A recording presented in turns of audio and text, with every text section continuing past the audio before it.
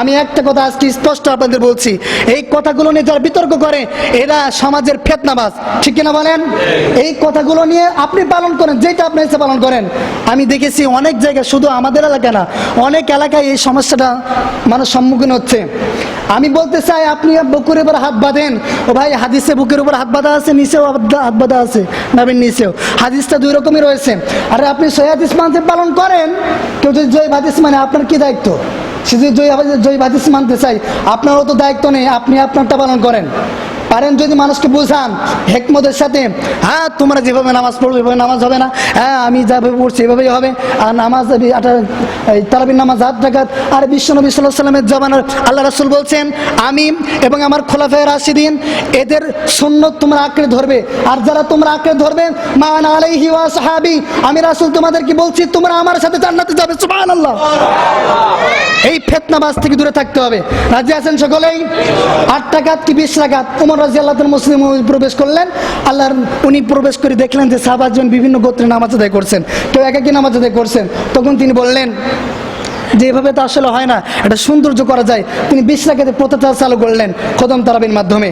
তো আমি আপনাদের একথা বলতে চাই, আরে আমাদের হারাম শরীফে, আমাদের যেটা প্রাণ কেন্দ্র কাবা শরীফ, মসজিদে নববী, এই 2 জায়গায় তো 20 রাকাত তারাবি হয়, সেই জায়গাতে ফুটানি চলে না?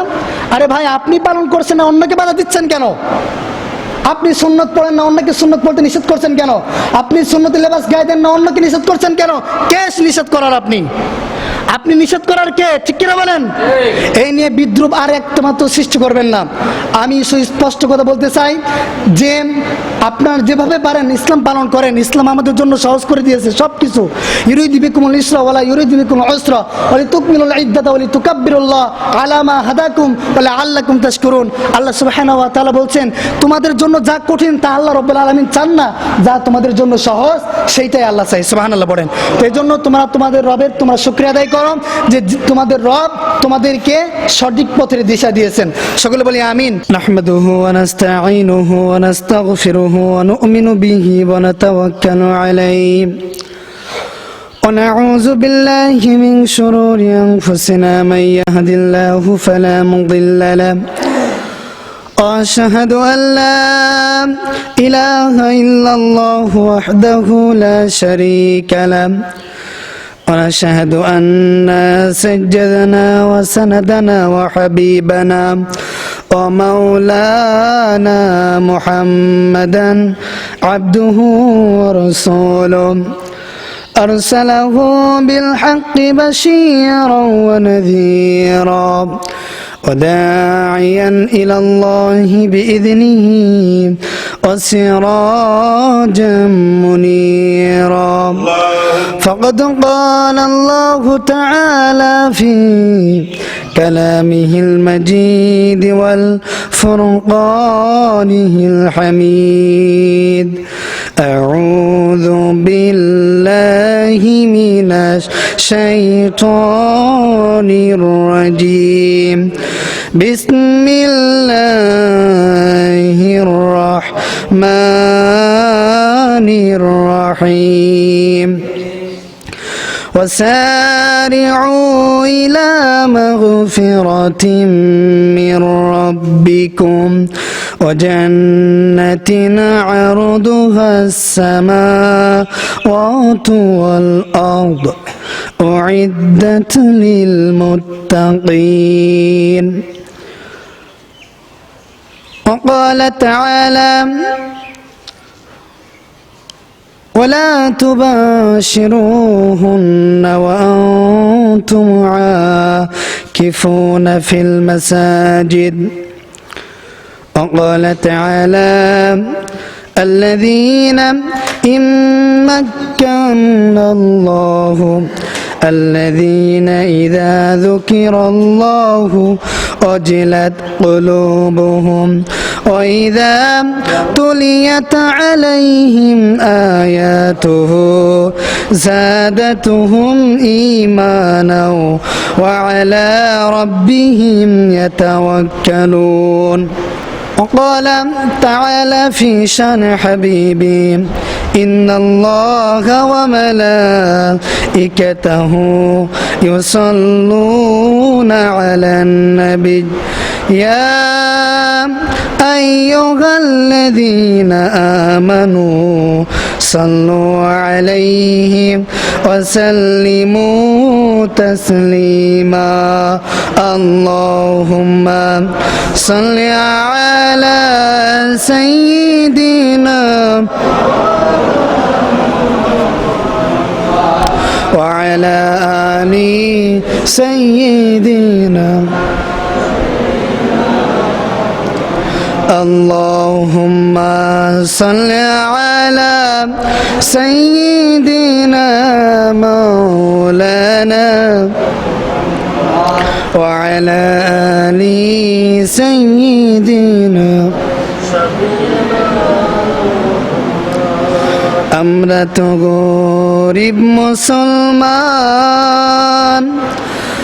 যাইতে নাহি সেই দেশে তাই তো আপনার দুরুদ পড়ি আপনার আশিক বেশে আল্লাহুম্মা সাল্লি আলা সাইয়্যিদিনা মাওলানা মুহাম্মদ ওয়া আলা আলি সাইয়্যিদিনা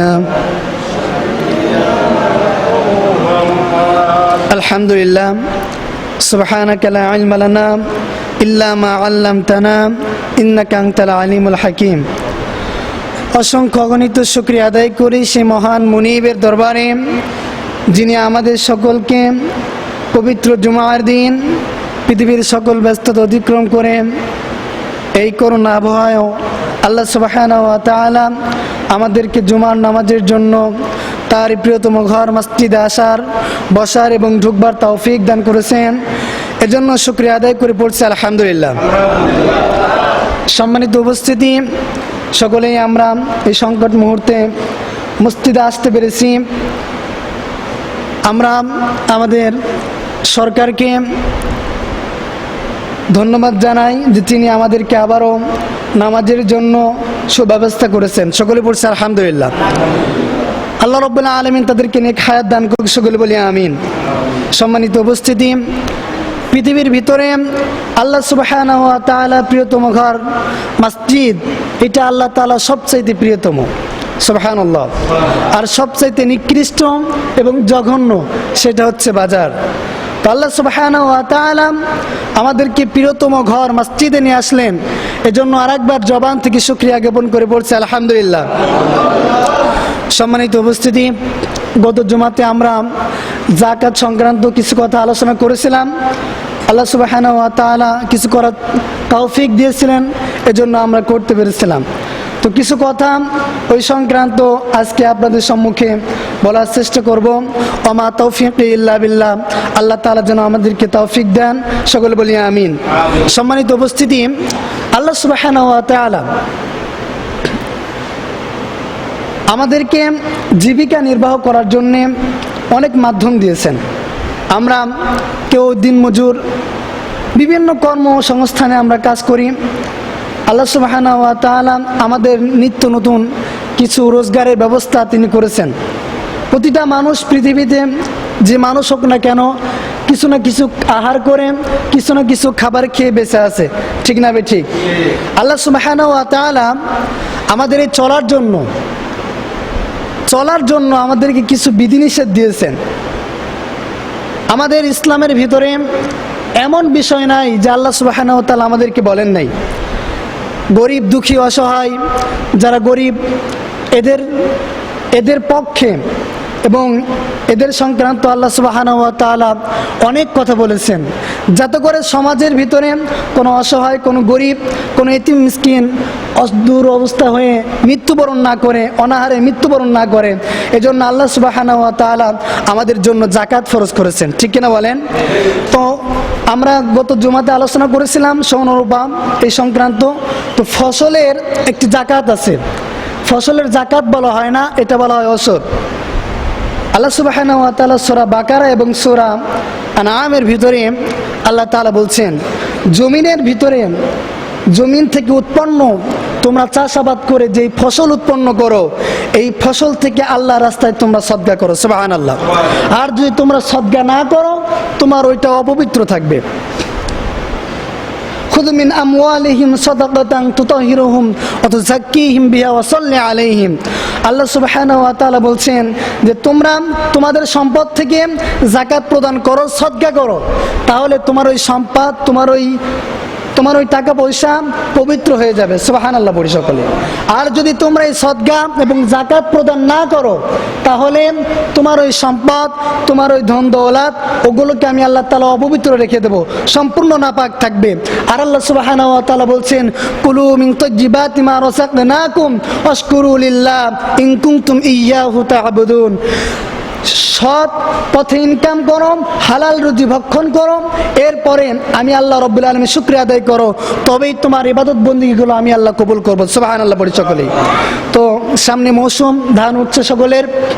ধান কাটার সঙ্গে সঙ্গে, মৌসুমের ফসল কাটার সঙ্গে সঙ্গে আল্লাহ রাব্বুল আলামিনের যে বিধানকৃত এই মৌসুমের ফসল আদি এতিম মিসকিন আল্লাহর ঘরে আপনারা দান করবেন। সম্মানিত উপস্থিতি, কেমন দান করবেন? আল্লাহ সুবহানাহু ওয়া তাআলা পরিমাণ বলে দিয়েছেন। আল্লাহ রাব্বুল আলামিন বলছেন, আকাশ থেকে বৃষ্টিপাত হয়ে যদি তোমরা ফসল উৎপন্ন করো, আকাশের বৃষ্টির পানি দিয়ে যদি তোমরা ফসল উৎপন্ন করো, তাহলে তোমরা 10 মনের ভিতরে 1 মন আল্লাহর রাস্তায় দান করবে, সুবহানাল্লাহ পড়েন। 10 মনের ভিতরে 1 মন আল্লাহর রাস্তায় দান করবে। আর যদি সেইটা না হয়, তাহলে তোমরা, এইটা যদি না হয়, তাহলে যদি তোমরা সেচের মাধ্যমে, মেশিনের মাধ্যমে সেচ দিয়ে, পানি দিয়ে, টাকা খরচ করে তোমরা যদি ফসল উৎপন্ন করো, রব্বুল আলামিন বলছেন, তাহলে তোমাদের 10 মনে 1 মন নয়, 20 মনে তোমরা 1 মন দিবে, সুবহানাল্লাহ বলেন। আল্লাহ রাব্বুল আলামিন বলছেন, ওয়া মা রাব্বুকা ইল্লা বিযাল্লামিল লিল আবিদ। বান্দা, আমি তোমার উপরে কোনো জুলুম করি নাই, জোরে বলি সুবহানাল্লাহ। সম্মানিত উপস্থিতি, ছোট্ট একটি কথা, আমাদের পোশাক আশাক ময়লা হয় কিনা? পোশাক আশাক যদি ময়লা হয়, তাহলে এই পোশাক আশাক যদি কাপড় সাবান দিয়ে অথবা সোডা দিয়ে যদি পরিষ্কার পরিচ্ছন্ন করা হয়, কাঁচা হয়, যদি ধৌত করা হয়, তাহলে পোশাক আমাদের আগের মতো ঝকঝক করে নতুনের মতো দেখা যায়, ঠিক কিনা বলেন? আল্লাহ রাব্বুল আলামিন ঠিক তদ্রূপ আমাদের ধন সম্পদ দিয়েছেন। এই ধন সম্পদের নির্দিষ্ট যাকাত, নির্দিষ্ট সদকা করার কথা কোরআন এবং হাদিসের ভিতরে উল্লেখ করেছেন।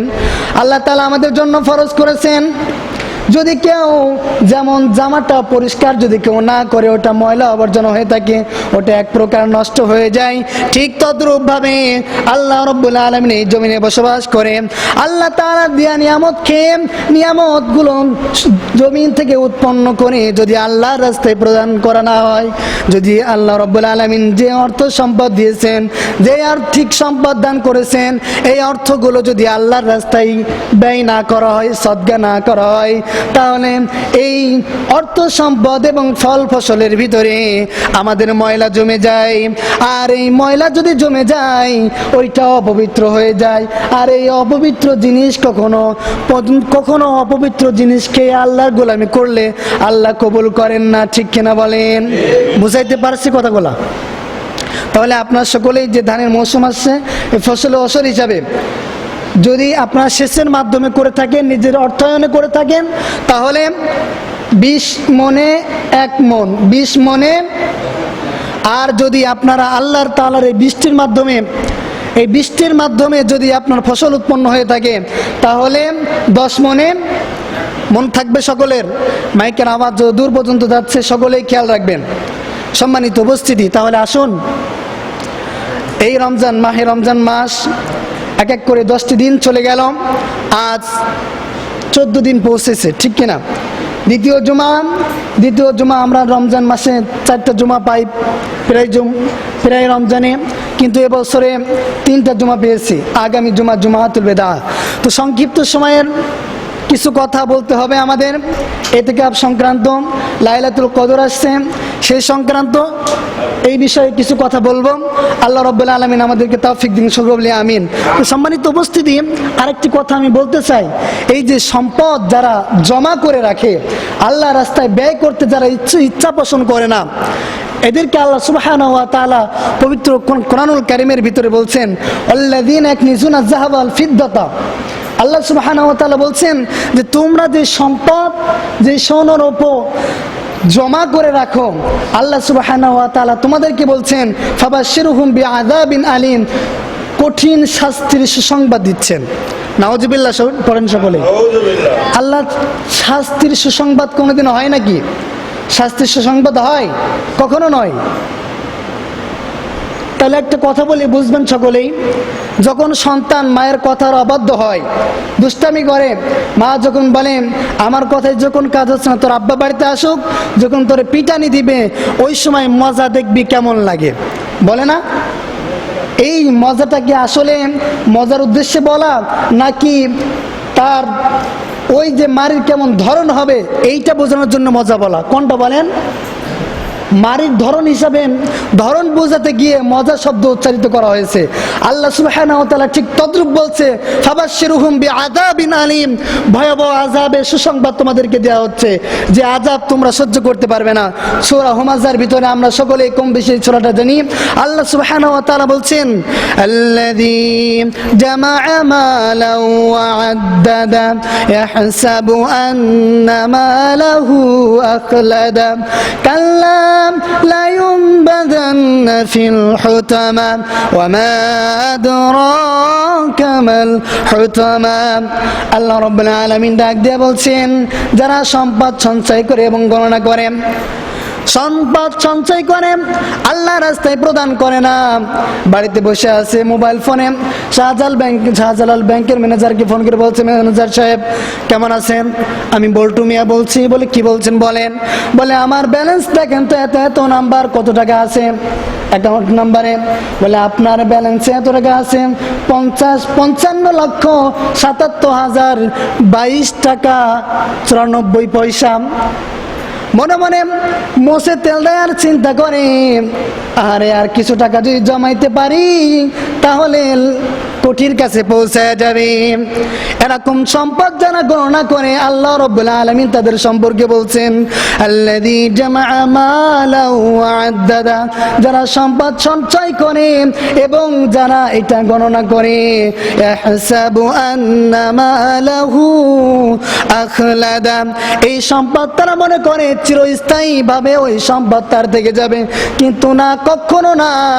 কাল্লা লা ইউনবাযান্না ফিল হুতামা, আমি রব্বুল আলামিন ওসিরাই তাকে হুতামা নামক দোজখে নিক্ষেপ করব। ওয়া মা আদরাকা মাল হুতামা, নবী আপনি কি জানেন এই হুতামা কি? নারুল্লাহিল মুকাদা আল্লাতী তাত্তালিউ আলাল আফইদা। আল্লাহ রাব্বুল আলামিন বলছেন, এটা প্রজ্বলিত অগ্নি, যেই অগ্নি মানুষের শরীরের যেই স্থানে লাগবে না কেন, মানুষের শরীরে যেখানে লাগুক না কেন, লাগার সঙ্গে সঙ্গে পুরা কলিজায় আঘাত লেগে যাবে। জোরে বলি নাউজুবিল্লাহ। সম্মানিত উপস্থিতি, আল্লাহ রাব্বুল আলামিন ডাক দিয়ে বলেছেন, এই জাহান্নামের আগুন এত তীব্র, দুনিয়ার আগুন যেই জায়গায় মানুষের লাগার সঙ্গে সঙ্গে, মানুষের এই আগুন লাগার সঙ্গে সঙ্গে মানুষের শরীরে ওই স্থানটাই কষ্ট হয়। আর যদি জাহান্নামের ওই অগ্নি কোনো মানুষের কোনো স্থানে, শরীরের কোনো অঙ্গে প্রত্যঙ্গে লাগে, আল্লাহ রাব্বুল আলামিন ডাক দিয়ে বলছেন, নারুল্লাহিল মুকাদাতুল্লাতী তাত্তালিউ আলাল আফইদা, তাদের কলিজা ভেদ করে আগুন পৌঁছে যাবে। জোরে বলি নাউজুবিল্লাহ। সম্মানিত উপস্থিতি, এদিকে খেয়াল দিতে হবে। জাহান্নামের আগুন সহ্য করতে আমরা কি কেউ পারবো? আজকে যারা সম্পদ সঞ্চয় করছেন, যাদের যাকাত দেওয়া ফরজ, যাদের ফসল ওসর দেওয়া ফরজ, আমরা যারা দিচ্ছি না, তাহলে আমাদেরকে এখনই সচেতন হতে হবে।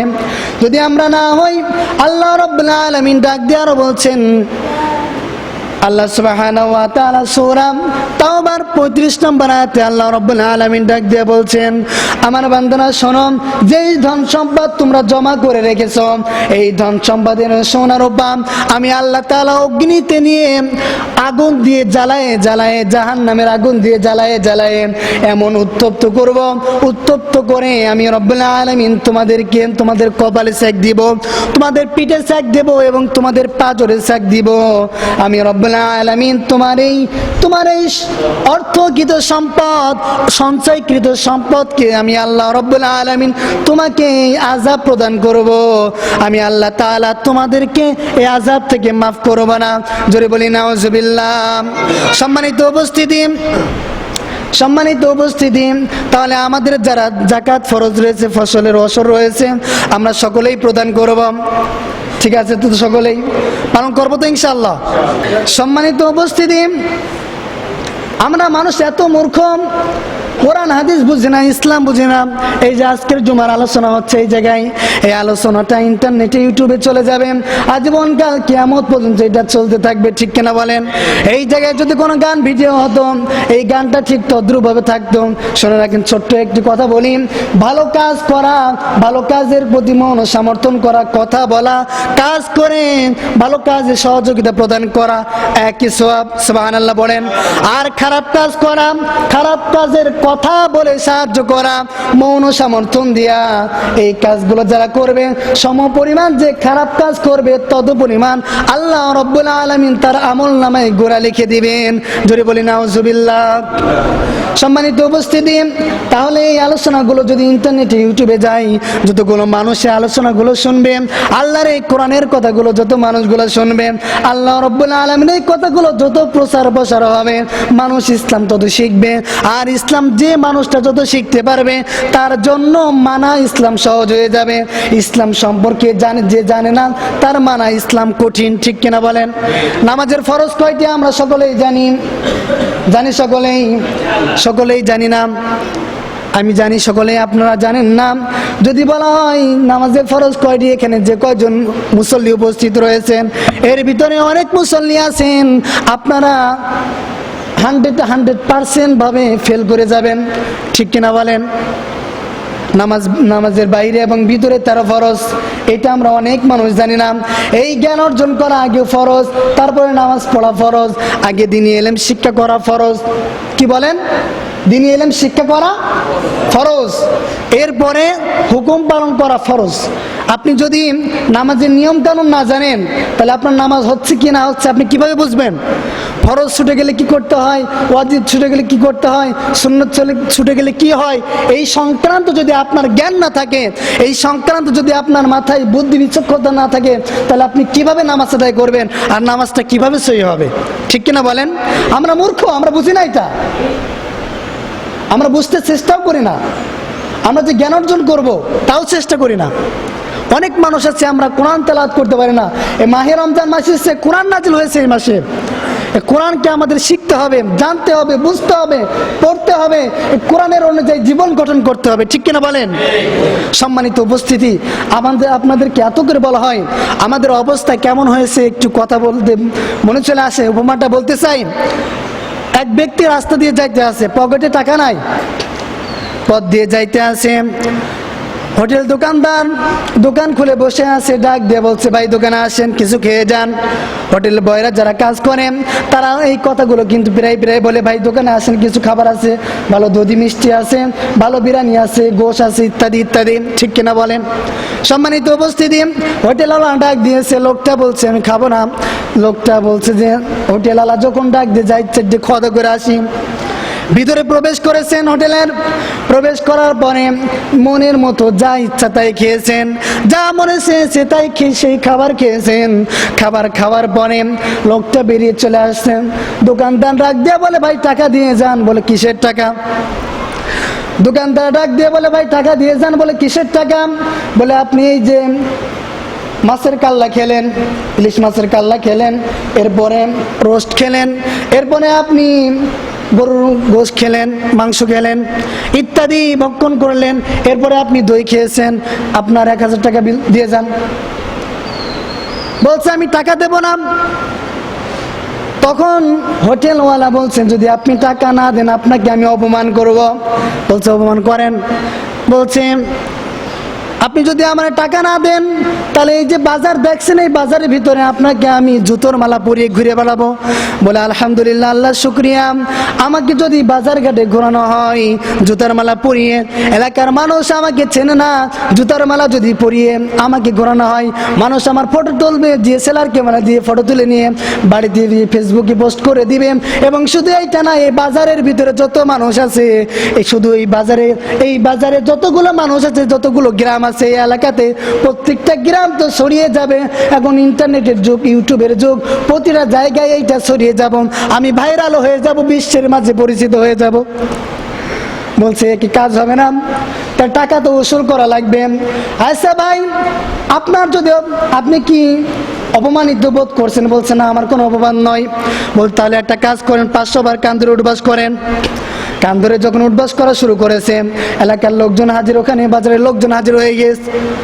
কান ধরে উঠবাস করছেন, এমন তো মুহূর্তে তাকে দেখে বলা হচ্ছে, ভাই আপনি কি অপমানিত বোধ করছেন? উনি ডাক দিয়ে বলছেন, ভাই অনেকদিন ভালো মতো হাঁটতে পারি না, গাড়িতে চলে রাস্তাঘাটে চলাচল করি, মাজার সমস্যা, হাঁটুর সমস্যা, ওঠা বসা করতে পারি না, ভালো মতো হাঁটতে পারি না। ও ভাই, এত সুন্দর কান ধরে উঠবাস করতে এত মজা, এত সুন্দর ব্যায়াম হচ্ছে, জীবনে আমার কোনোদিন এমন ব্যায়াম হয় নাই। সুবহানাল্লাহ, নাউজুবিল্লাহ পড়েন। অবস্থা হচ্ছে ঠিক তদ্রূপ। আমাদের একটা হোটেল বয় ডাকছে, সে চলে গিয়েছে, হোটেল আর কি টাকা দেয় নাই, কান ধরে উঠবাস করছে। দোকানদার বলছে, আপনি কি অপমান বোধ করেন? বলছে না, আমার তো কিচ্ছু না, আমার ব্যায়াম হচ্ছে। আহা, কি কপাল পোড়া মানুষ আমরা। আমাদের যত বোঝানো হয় আমরা উল্টা বুঝি, বুঝতে চেষ্টা করি না। বুঝবেন, যেদিনকে চকলেটের মতো মুড়িয়ে দেওয়া হবে, সাপ আর ব্যাঙ বন্ধুত্ব করেছে, সাপ আর ব্যাঙে বন্ধুত্ব বিশাল ব্যাপার। সাপকে ডেকে বলে, বন্ধুরে তুমি পেঁচায় পেঁচায় কেন চলো? ব্যাঙ যখন সাপকে প্রশ্ন করেছে, সাপ উত্তর দিয়ে বলে, বন্ধু তুমি কি বললে? বলে তুমি পেঁচায় পেঁচায় চলো কেন? বলে তুমি কি বললে? তুলেছে ফনা। যদি কোনো সাপ দেখেন যদি ফনা তোলে, ওই রাগটা যদি কিছুটা সময় অতিক্রান্ত না হলে রাগটা সংক্রমিত হয় না, রাগটা সংক্রমণ হয় না। আপনার রাগ যদি হয়, দেখবেন কোনো মানুষের যদি একবার রেগে যায়, ওই মানুষের রাগ কিন্তু অতি সহজে রাগটা পানি হয় না, রাগ কিন্তু অনেকক্ষণ থাকে। ঠিক কিনা বলেন? সাপ সবল ধরেছে, ব্যাঙ পানিতে দিয়েছে লাভ। সাপ তো আর পানিতে যেতে পারে না, আলির ভিতরে এরকম ফনা তুলে আছে। প্রতিমত দিয়ে রাখাল যে গরু চড়িয়ে বেড়ায়, ছাগল গরু চড়াই, উনি লাঠি নিয়ে রাস্তা দিয়ে যাইতে আসেন, দেখেন সাপে ফনা তুলে আসেন। আচ্ছা বলেন, আপনি আমি যদি রাস্তাঘাটে কোথাও এই সাপের ফনা তোলা দেখি, ছেড়ে দেব? উনি লাঠি দিয়ে সেরকম বানিয়ে সময় শটাং করে আইলের উপরে সোজা করে রেখে দিয়েছেন। ব্যাঙ আধা ঘন্টা 1 ঘন্টা পরে উঠে এসে বলছে, বন্ধু আমার বক্তব্য, আমার উপদেশ ওই সময় তোমার কাজে লেগেছে, যখন তুমি পুরোপুরিভাবে সোজা হয়ে গিয়েছো, মৃত্যুবরণ করেছো।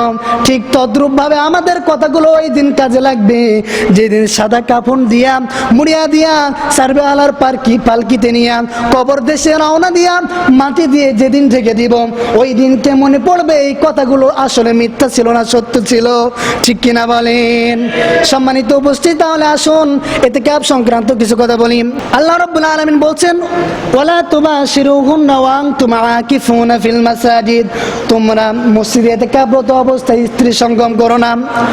সম্মানিত উপস্থিতি, ইতিকাফ করা সুন্নাতে মুআক্কাদে কিফায়া, সুন্নাতে মুআক্কাদে কিফায়া।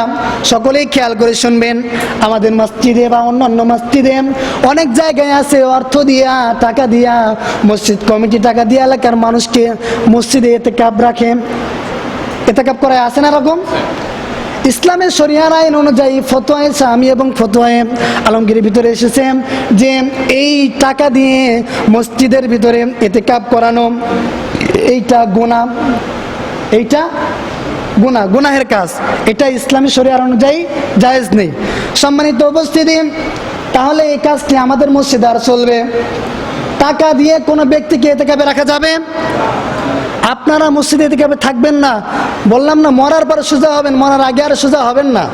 ফজিলত কত দেখেন, বিশ্বনবী জনাবে মুহাম্মদ রাসূলুল্লাহ সাল্লাল্লাহু আলাইহি ওয়াসাল্লাম বলছেন, কোনো ভাই যদি কোনো মুসলিম ভাইয়ের উপকারের জন্য একটু হাঁটে, খেয়াল করবেন, কোনো মুসলমান ভাই যদি অন্য মুসলমানের প্রয়োজনে একটুখানি হাঁটে, অন্য মুসলমানের উপকারার্থে একটুখানি হাঁটে, কয়েক পা হেঁটে যায়, এই হাঁটাকে আল্লাহ সুবহানাহু ওয়া তাআলা বলছেন 10 বছর ইতিকাফ করলে যেই সওয়াব তার আমলনামায় প্রদান করা হবে, একাধারে 10 বছর ইতিকাফ করলে যেই সওয়াব হবে আল্লাহ সুবহানাহু ওয়া তাআলা ওই বান্দার আমলনামায় সেই সওয়াব দান করে দিবেন।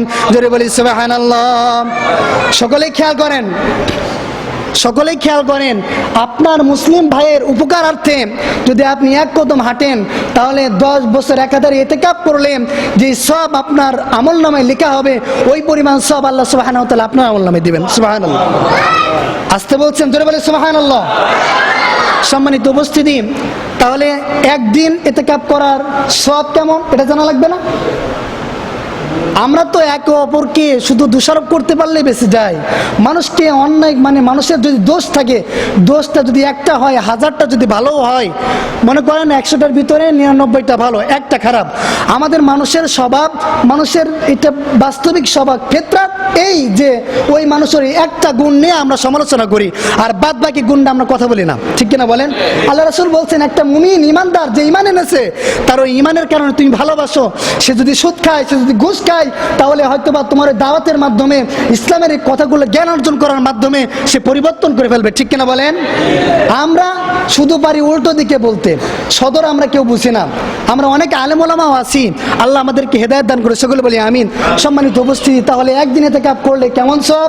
বিশ্বনবী সাল্লাল্লাহু আলাইহি সাল্লাম বলছেন, যদি কেউ একদিন ইতিকাফ করে, তাহলে আল্লাহ সুবহানাহু ওয়া তাআলা, রাসূল বলছেন, একদিন ইতিকাফ করার সঙ্গে সঙ্গে জাহান্নাম এবং তার মাঝে তিন পরীক্ষা, তিন গর্ত সমান দূরত্ব হয়। সুবহানাল্লাহ বলেন।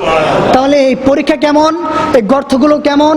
আল্লাহ রাসূল বলছেন, ওই বিশাল আসমান, আকাশ আর এই জমিনের মধ্যবর্তী যত জায়গা, এরকম 3টা যদি জোড়া করা হয়, তাহলে একদিন ইতিকাফ করলে আল্লাহ রাসূল বলছেন সেই পরিমাণ সব তার আমলনামায়। জোরে বলি সুবহানাল্লাহ।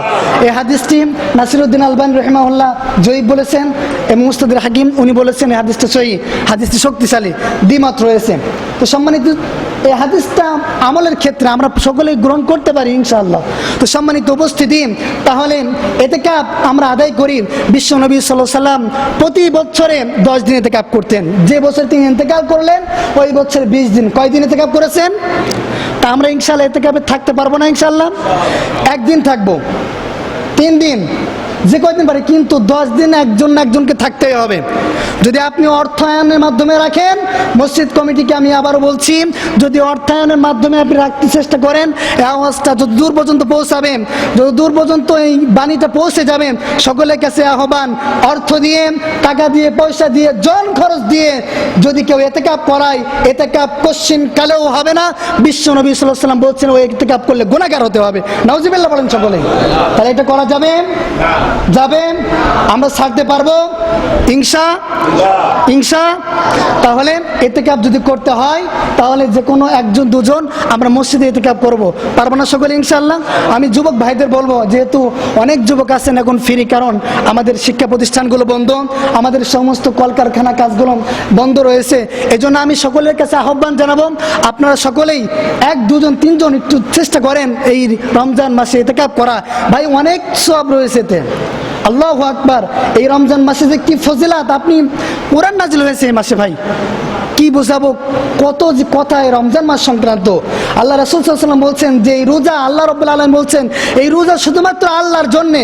নামাজ, হজ, যাকাত, দান, সদকা, এরপরে সত্য কথা বলা, সৎ পথে চলা, ইসলামী আন্দোলন করা, দ্বীনের রাস্তায় শহীদ হওয়া, যা কিছু আছে সব কিছুর চাইতে আল্লাহ রাসূল বলছেন, আল্লাহ রাব্বুল আলামিন বলেছেন যে এই রোজা আমার জন্য, আর এই রোজার প্রতিদান আমি আল্লাহই দিব। সুবহানাল্লাহ বলে। তো সকলে ইনশাআল্লাহ ইতিকাফ করতে পারবো যারা আছি। যুবক ভাইয়ের আমি অনুরোধ রাখবো, আপনারা চেষ্টা করবেন।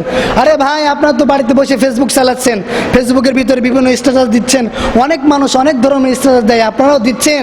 আরে ভাই একটু সময় করেন, এতেকাপে থাকেন। আপনি যদি মুরব্বী হয়ে যান, সাংসারিক হয়ে যান, বিবাহ করেন, আপনি কিন্তু আর এতেকাপ করতে পারবেন না, ঠিক কিনা বলেন? সাংসারিক ঝামেলা, সংসারের কাজ কাম, আপনি যদি সামাজিকতা করেন, ওই কাজ কাম, বিভিন্ন দায়িত্ব যখন আপনার চলে আসবে আপনি পারবেন না। কাজে এখনই আপনার সময়, আপনি চেষ্টা করেন। পারবো না সকলে ইনশাআল্লাহ?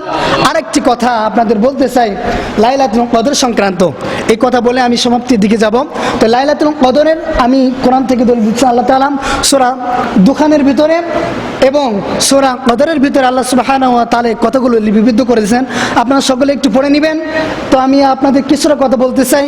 বিশ্বনবী সাল্লাল্লাহু আলাইহি ওয়াসাল্লামের ফিতরাত হলো যে রমজান মাসের শেষ দশকে তিনি রাতে ঘুমাতেন না। তিনি রাতে, আয়েশা সিদ্দিকা রাদিয়াল্লাহু তাআলা আনহা বলেন, আল্লাহ রাসূল সাল্লাল্লাহু আলাইহি সাল্লাম রমজানের শেষ দশকে তিনি রাত্রিবেলা তিনি ঘুমাতেন না, সারা রাত তিনি ইবাদত করতেন। তেনার স্ত্রীদেরকে জাগিয়ে দিতেন এবং উম্মুল মুমিনিন যারা ছিলেন সকলে এই রাত্রে ইবাদত বন্দি করতো। সুবহানাল্লাহ বলেন। বিশ্বনবী সাল্লাল্লাহু আলাইহি সাল্লাম বলছেন, এই সবে কদর যে কবে, এই কথাটা আল্লাহ আমাকে জানিয়েছিলেন, জানিয়ে আমাকে ভুলিয়ে দেওয়া হয়েছে। এজন্য তোমাদের সকলের কাছে আমি এই কথাই বলে যাচ্ছি যে তোমরা শেষ দশকের প্রতিটা রাত্র তোমরা জাগরণ করো। সুবহানাল্লাহ বলেন। পারবেন না সকলেই? প্রতিদিন শেষ দশকে আমরা সকলেই শেষ দশকে রাত্রেবেলা একটু কোরআন তেলাওয়াত, নামাজ কালাম একটু পড়বো। ওলামা একরাম, ফকিগণ একরাম বলেছেন 27-এর রাত্র, আবার কেউ কেউ বলেছেন 21-এর রাত্র, বিভিন্ন রেয়াত আছে। পরবর্তীতে সকলেই বলছেন যে বেজোড় রাত্র। তো আমি ভাই বলবো, আল্লাহ রাসূল বলছেন, আল্লাহ রাসূল সাল্লাল্লাহু আলাইহি ওয়াসাল্লাম বলছেন সহিহ বুখারীর বর্ণনায় যে রমজান মাসের শেষ দশকে প্রতিটা রাত্রে তোমরা জাগরণ করো, আল্লাহর ইবাদত বন্দেগী করো, কোরআন তেলাওয়াত করো, সালাত আদায় করো। যদি আদায় করো তাহলে হয়তোবা সবে কদরের রাত্রটা তোমরা পেয়ে যেতে পারো। সুবহানাল্লাহ। তো আমরা সকলেই এ নিয়ে বিতর্ক করব না। আর বিতর্ক যারা করবে, আমি একটা কথা আজকে স্পষ্ট আপনাদের বলছি, এই কথাগুলো নিয়ে যারা বিতর্ক করে এরা সমাজের ফিতনাবাজ, ঠিক কিনা বলেন? এই কথাগুলো নিয়ে আপনি পালন করেন, যেটা আপনি ইচ্ছা পালন করেন।